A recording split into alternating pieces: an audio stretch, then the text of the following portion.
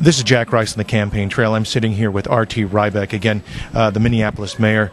The last time I saw you was right before you introduced Barack Obama, or at least started this process out. There were 20,000 people at that event, and I have to tell you, it felt like a rock concert. It was much different than what I have seen at a lot of the other events we've seen here in the Twin Cities and really around the country, too. Why do you think that is?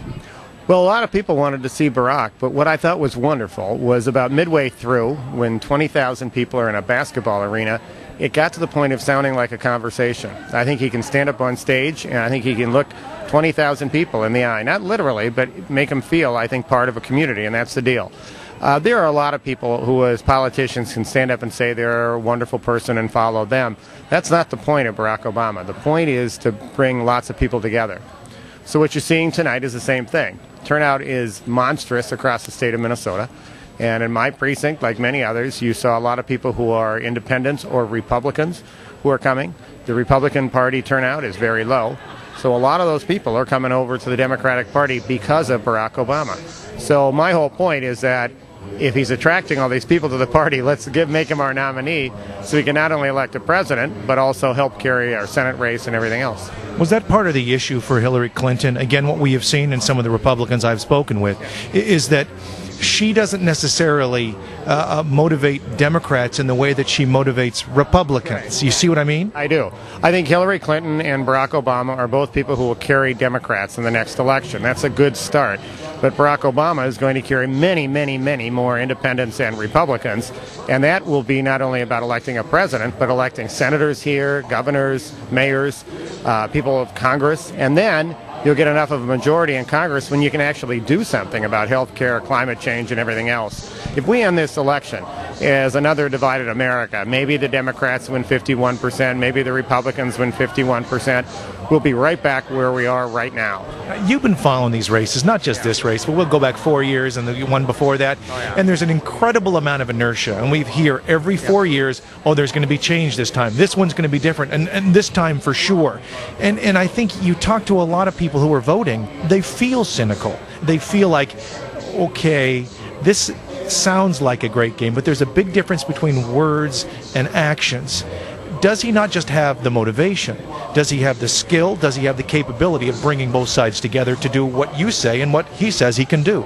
Well, last Saturday I stood in a basketball arena, and a politician in the middle of a primary got 20,000 people. Tonight we're at a caucus where people are in traffic jams, where they're standing in lines for hours and coming out and vote. So you tell me, is this guy inspiring people or not? The answer is yes. And the good thing about that is that that means that people, I believe, will not only vote in the election, but also are desperate to get a leader in this country who can say to Republicans, Democrats, independents, everybody alike, it's time for us all to come together. And I think if we come together, the world comes together.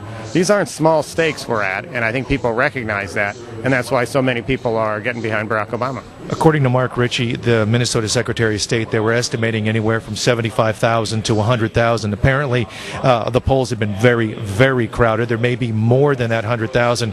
Is that good for Obama? Is that good for Clinton? Who is that good for?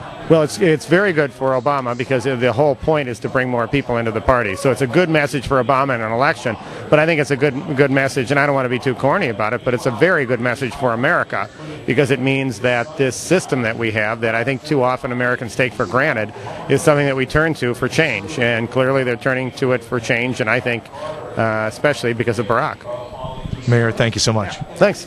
Again, that's Mayor R.T. Rybak. We're here at the Obama campaign, and realistically, that's what this debate is about. Is it good enough? He has great words, that's true. But really, so what? Because it has to be about more than words. It has to also be about action. Now, apparently R.T. Rybak thinks that it is. Whether the voters here in Minnesota and whether the voters across the country actually believe so is open to debate. We're going to continue following this here on Super Tuesday, and of course, all the way until the nomination process ends this summer, and ultimately to the general election in about 7 months. This is Jack Rice on the Campaign Trail.